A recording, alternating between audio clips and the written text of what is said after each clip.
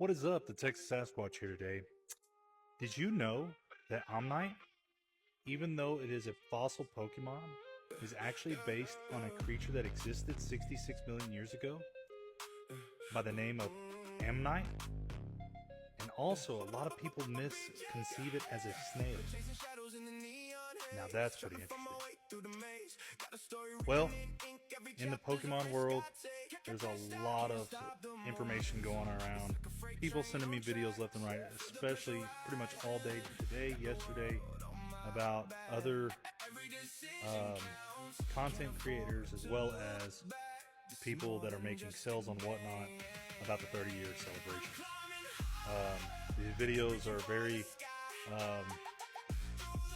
confliction based, I guess, is mostly what were my thoughts on it, what did I feel, and honestly it does hurt. Okay, first and foremost, I'm a hobbyist, okay, but as far as the market value is concerned, I feel like there's always going to be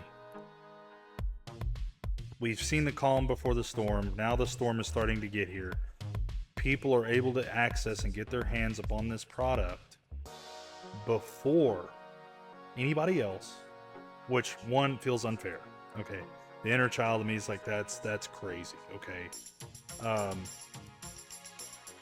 I can't wrap my head around how Pokemon themselves could be so I guess complicit. They're very. I just, it has to be with somebody that works within or something like that end up getting it for grabs, I believe. I just think it's unfair for the kids. Like, why? I mean, it is. But I mean, you got to see it also as for the people that are selling it mainly for a profitability.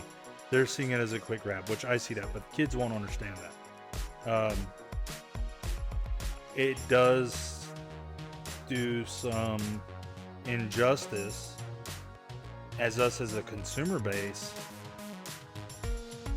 that it's like, wow, so it feels almost like it doesn't matter. The drop release and stuff doesn't matter. It's like it aggravates me, of course.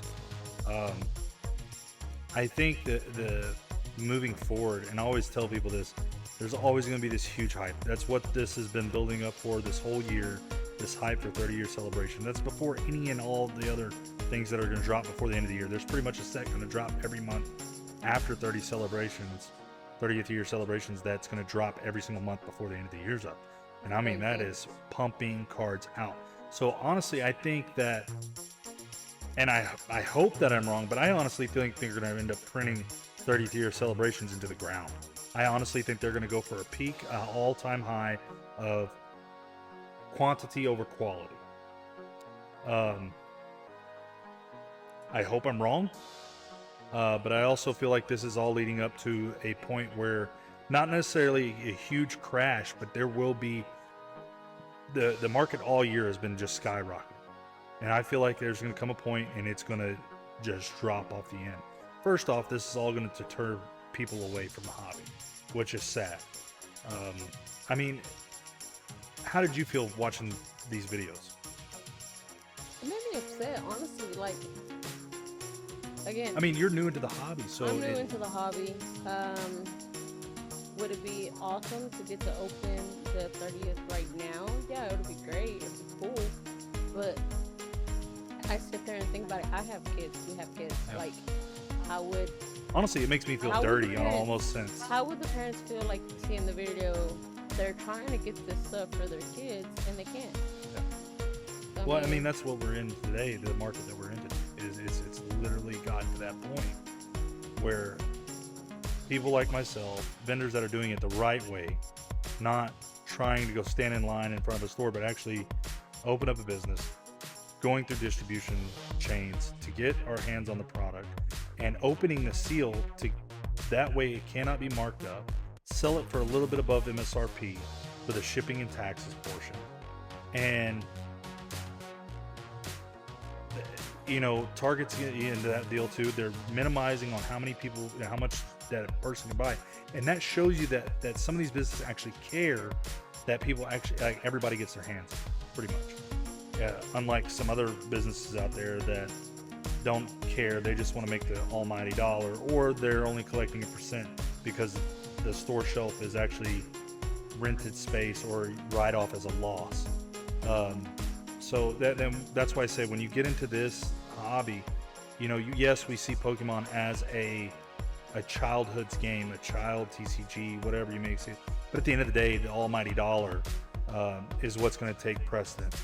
People are going to look at that above what the actual real world anticipates, and that's why I try to do what I do, to bring some type of normalcy back into it. Because to me, I don't want to get rich. I want to encourage younger generations. Hey, it's all right. It's fine. These storms happen in this hobby, but if you weigh out the storms, it will pay off. You know, and give them to something to look towards. Because, I mean, like I said, I've seen the crashes, seen the jumps, and it's not just in Pokemon. It's across a lot of different TCGs, a lot of different markets. I just, man, it's highly aggravating when you're seeing this type of content get released. And it's already made its way to, I think, Malaysia and parts of California, that the 30th celebration has already made it over to, which is crazy. Which I get that there's a supply chain that needs to go out. It goes to the, you know, storefronts, and they have a pre-release date. And I'm pretty sure that a lot of the bigger storefronts are preparing for that. But my thing is that somebody dropped the ball somewhere. There's a leak in the tank, pretty much, a leak in the cup. They need to patch that hole, which means find out the shipment or something that is close to whatever it is. Because, I mean, everything is paperwork trailed. You know, if they did it legit, you know, let's stop the leak, let's hold them accountable type of thing. But, you know, of course, that could take an investigation. That costs money.